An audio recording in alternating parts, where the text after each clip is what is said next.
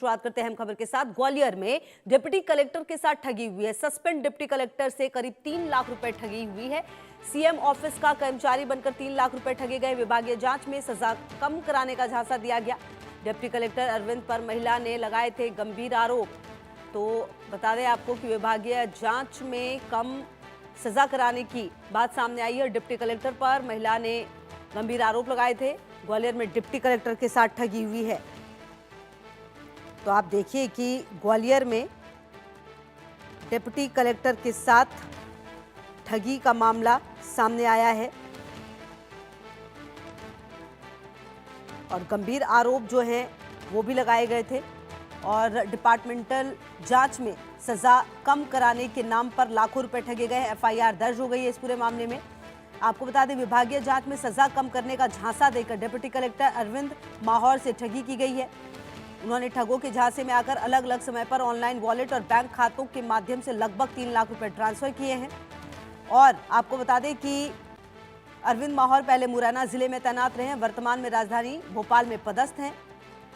घटना थाटीपुर थाना क्षेत्र के अशोक कॉलोनी में हुई है और 3 लाख रुपए ठगी गई है। डिप्टी कलेक्टर के पास एक अनजान नंबर से फोन पर कॉल आया। मोबाइल पर जब उन्होंने कॉल रिसीव नहीं किया तो उसी नंबर से उनके कलेक्टर ऑफिस को कॉल किया गया।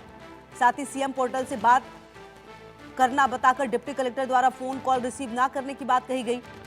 कलेक्टर के कहने पर डिप्टी कलेक्टर ने कॉल अटेंड किया। शिकायत के अनुसार कॉल करने वाले ने सीएम ऑफिस में विभागीय कार्यवाही में सजा कम करवाने का झांसा देकर 2.95 लाख रुपए ठग लिए।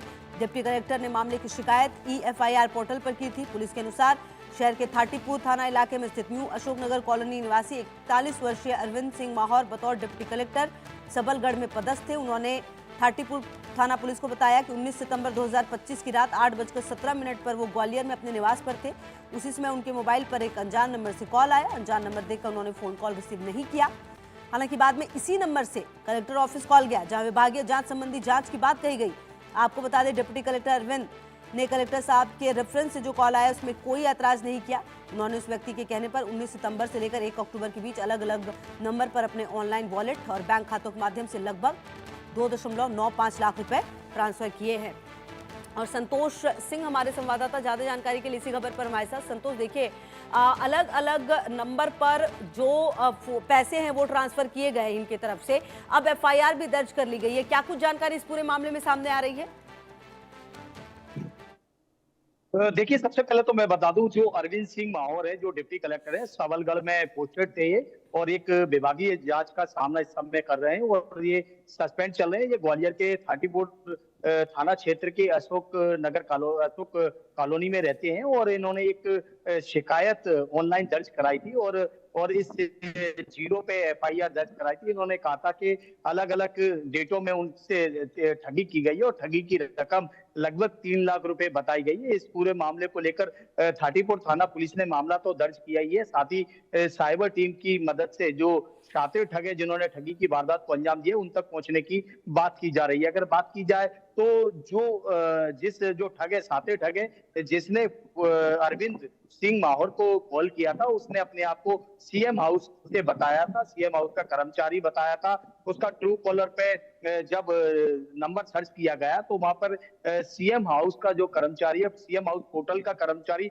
अश्विनी कुमार के नाम से एक नंबर सर्च हो रहा है और इसी का पुलिस जांच पड़ताल में जुटी है। फिलहाल अरविंद सिंह माहौर पर एक महिला ने आरोप लगाए थे और महिला ने आरोप लगाते हुए कहा था कि अरविंद लगातार उनकी बेटी को अश्लील फोन करते हैं और इस मामले को लेकर जब मामले ने तूल पकड़ा तो इन्हें सस्पेंड कर दिया गया था और विभागीय जांच का ये सामना कर रहे हैं। साथ ही ठग द्वारा फोन करके अरविंद को बताया गया था कि वो उन्हें विभागीय जांच में कम से कम सजा दिला सकते हैं अगर वो उनकी बातें माने तो। शायद यही बात उनके बीच फोन पर हुई थी। उसके बाद इन्होंने अलग अलग तारीखों में पैसा ट्रांजैक्शन किया जिसकी रकम लगभग 3 लाख रुपए के आसपास है। जी।